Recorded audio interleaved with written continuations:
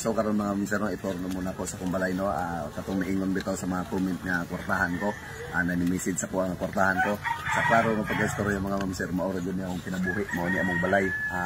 Karon pakiton muna mo og asa mi magdungag ha.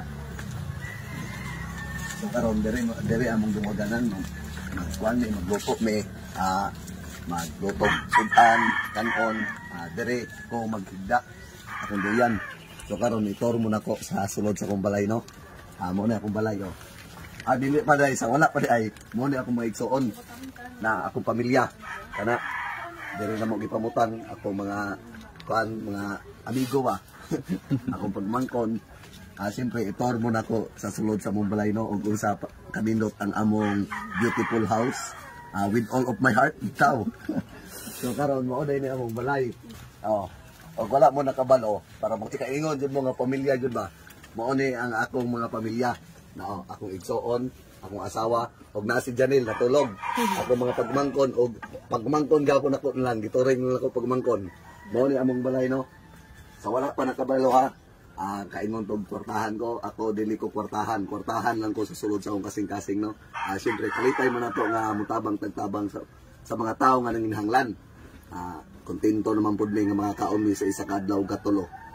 Karon diri mi mukaon diri among lamisa. Kanya sila mama, si mama kay tuman sa among farm, sa among kalamansi diri pud matulog sila Janelle. So diri pud mi maghugas og plato. Naon nagguba na gyud among kusina oh. Naguba na mo na house tour dream house na mo ha. So og ito ba yung makatuon no mo na yung motor na akong ginagamit nara mapa natanggal lang yabi. So kanina akong motor basi makaingon mo gas na pangutan na ang kumpanya sa cycle house utang pa ni mga ma'am sir nagbayad paghapon ko ano yung matagbuwan no Munit. So karon ako jud mong ikuan sa mong balay no, ang kabuhuan sa mong balay. Ano? Muna kabuhuan sa mong balay.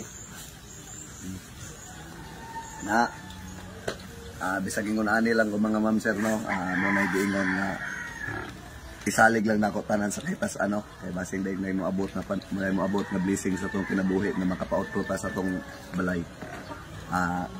Kami among balay hapit na jud taon humpag. Katong nag-celebrate bitaw ko sa akong mga followers no.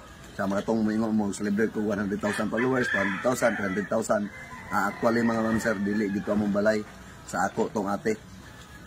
Mo nang dito namin mag-celebrate kay wala man jud ko ika 100 ajud, wala pa ika butangan ba sa akong mga katulitong gitawag lang nga mga litra nga paburot-buroton nga balon. O karon wala din mi nang lakaw no kay karon delikado jud kay ang panahon nga mobiyahe mi kay ulan-ulan ba. Mura giingon ako no, salamat jud kayo sa inyong pag-share, pag-like, labi na sa pag-follow sa akong Facebook page. Dako na kay nagikatabang usa mo nga nakatabang sa mga tao nga nanginhanglan og tabang. Muna giingon nga dili lang kay ako ray ni tabang, usa pud mo nga nakatabang. Og wala pud ko sa akong gibarugan karon. Muna giingon kalipay nato nga makatabang tag isig ka tawo bahalag pobreta. Ang importante sa tuwa pobreta nga mga kaon tag isa ka adlaw katulo o makahatag tag grasya sa mga tao pud nga nanginhanglan. So mao ni among balay. Nakabalo na mo kung sa akong kahimtanga sa akong totoong buhay.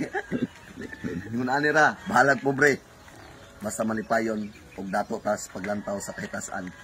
Ang Ginoo naglantaw na sa kamaayo sa atong isig ka tawo ug unsay sulod aning atong kasing-kasing. Maorot na mga ma'am sir no. Inaot unta na nga nalipay mo sa ako house tour. God bless you all. I love you. Amping mo kanunay, labi na katong mga OFW. Gibuhat ang tanan para sa ilang pamilya, ang kamingaw sa pamilya. Gibuhat niyo tanan na malayo mo sa inyong pamilya no. Saludo digay ko sa inyo mga ma'am sir.